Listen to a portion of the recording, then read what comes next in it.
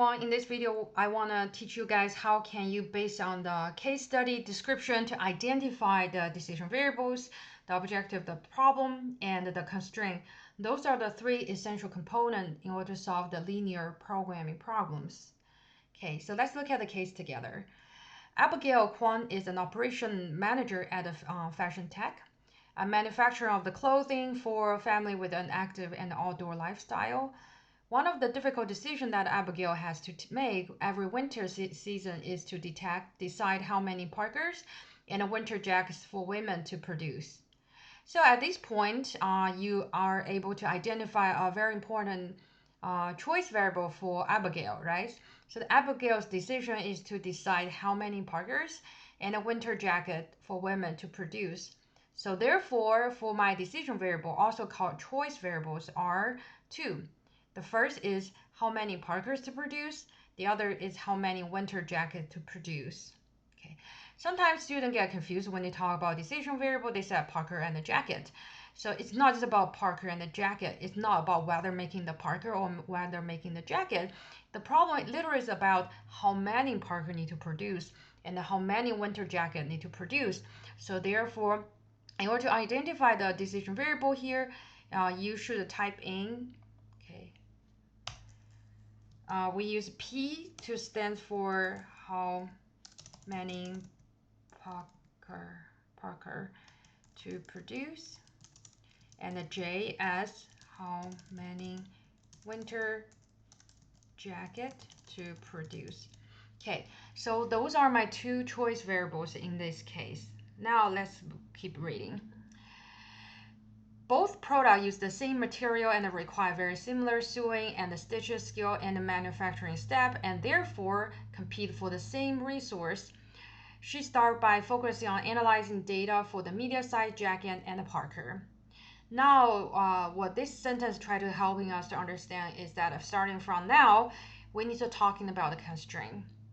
So of course, the business want to make as many clothes as they want. However, they are facing constraint because there is limited resource. By reading this case, as you notice that they were limited by the material, and then the stitches skills and the steps. Okay, so let's look at it in detail. What are those constraints? So the first constraint is following.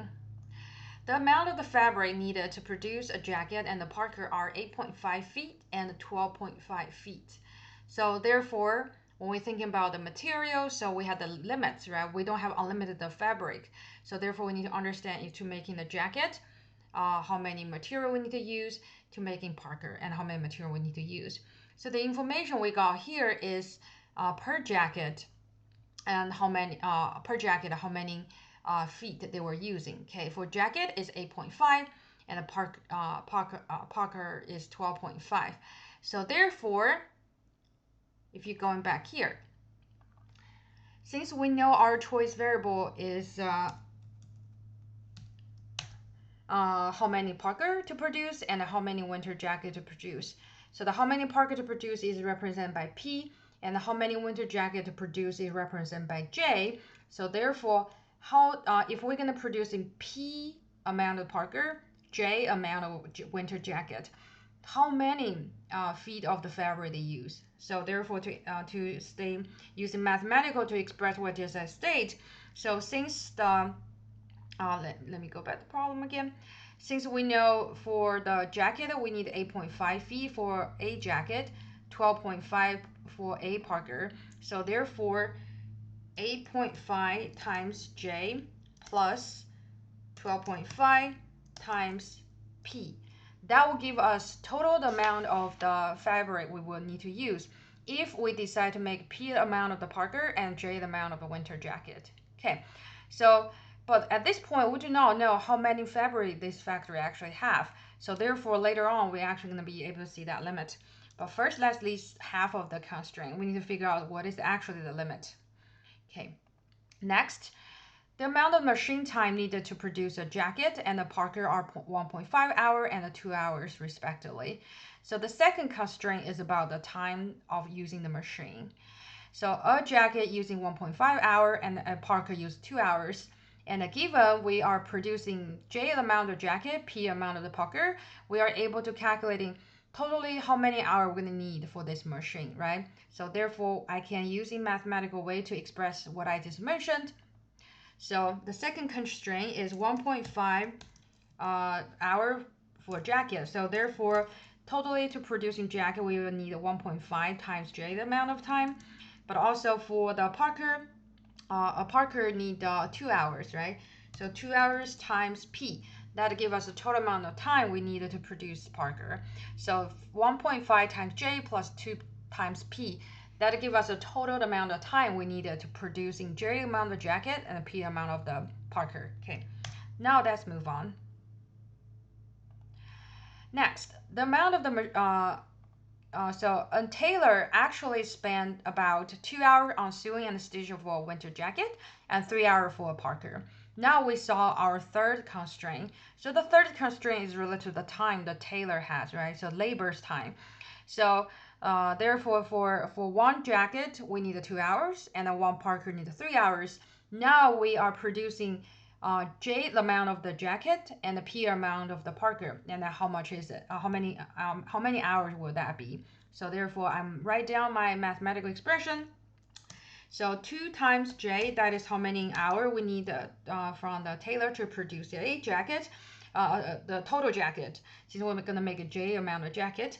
And then the other one, 3 hours for a Parker. So therefore, if we need to make a P amount of the Parker, the total time would be 3 times P from the tailor. So therefore, so total amount of labor hours is equal to 2 times J plus 3 times P. Okay, so that is the related to the third constraint. Next, so Fashion Tech has a monthly contract with its supplier to produce 4,000 feet of the required fabric. Okay, so after reading this sentence, now you know, oh, you know what? We do have upper limit to the fabric we can use, right? It's only 4,000 square feet. So therefore, we go back to my initial, the first constraint here. We know what is the upper limit.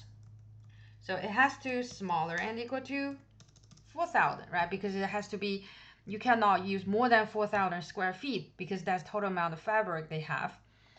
And then the next, the amount of the machine time allocated to produce the two products is 650 hours per month.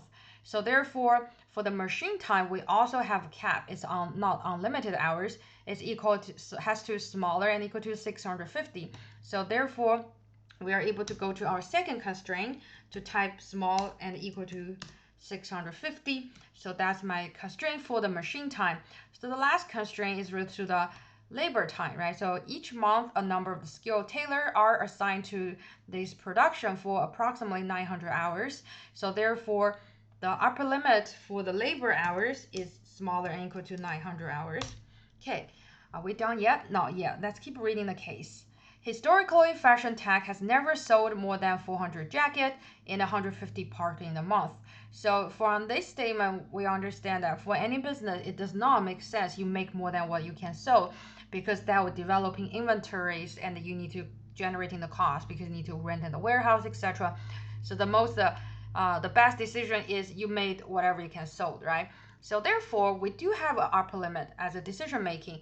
We do not want to make more than 400 jacket, and also we don't want to make more than 150 Parker. So therefore, if we go back to wrote this limit as this constraint as mathematical formula, so it will be J, the jacket has to be no more than 400, and the Parker has to be no more than, let me go back my case again, has to be no more than 150. Okay. And then, so currently we have 5 constraints, but we already almost finished reading the case. But the question is that all the constraints we needed? We can keep reading. The monthly production rate for Parker and the winter jacket need not to be more than this historical limit. Okay, so this is my constraint. Abigail also learned that the profit. Okay, so basically all the constraints we've talked about from this case already listed here. However, as we learn in this chapter, we're talking about, we need to think about our P and J can be negative. Of course, you cannot produce negative amount of Parker or negative amount of the winter jacket. So therefore, we have another set of the constraint. Usually, sometimes students forgot. It's called non-negativity. non-negativity constraint. So that basically tells us J has to be larger and equal to 0. Similarly, P has to be larger and equal to 0. Okay, after reading this case, we found we totally have 1, 2, 3, 4, 5, 6, 7 constraint. Okay, 7 constraint. So I think I'm showing you here is try to teach you how you can translate the word description into mathematical equation, equation or inequality equation. Okay. So now let's move. So that's question number 2. That is number 3. Sorry. What are the constraints? Let me move this one down. So this is okay. So there should be the answer for question number 3. Okay. Now let's look at question number. Oh. Okay. Let me just.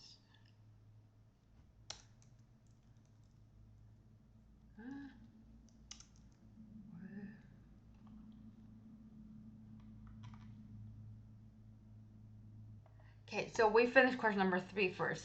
So now we look at question number 2. The question number 2 asks, what is the objective of these problems? So basically, whether the decision try to optimize or minimize. So therefore, keep reading the case. So Abigail also learned that the profit per jacket is $9. The profit per parker is $125. So if you think about any business decision making is to maximize the profit, right? So therefore, your objective function should be maximize the profit. And then we need to learn is how can we use mathematical expression to representing our profit. Okay, so what is my objective function? Okay, for my objective function here, it has to be maximized because everything we're talking about is making money, right? So what are we maximizing? So we are maximizing the profit. How can we using the case to describing our profit? So look, the profit per jacket is $9. The profit per parker is $125. So since we're going to producing J the amount of jacket, P amount of parker, so therefore the profit will be equal to 9 times J plus 125 times P. That will give us the total profit, right? So let's express the profit here. So 9 times J plus 125 times P. Make sure is that 9? Oops, sorry. Is that 9? Yes, 9. So therefore, my objective function is not just about this. This is the expression of the profit. And our goal is try to maximize this profit. Okay, so this is my objective.